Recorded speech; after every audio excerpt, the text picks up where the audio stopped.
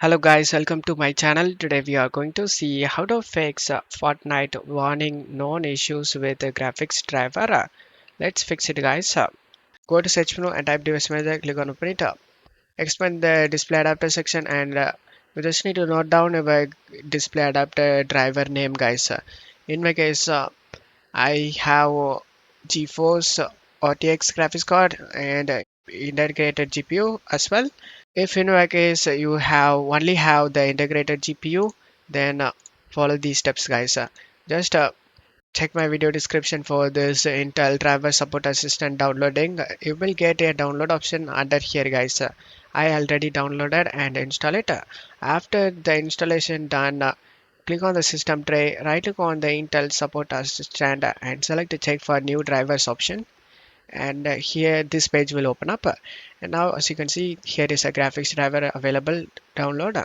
Select the download all option and this will download the Intel graphics driver, and after the download done, restart your PC. After restarting, your problem should be fixed. For Nvidia and AMD users, you just need to go back to device manager and note down your graphics card model name, and then check my video description for AMD and Nvidia. Select here GeForce, select your graphics card series, select your graphics card model, select your Windows, select your language, and select find option.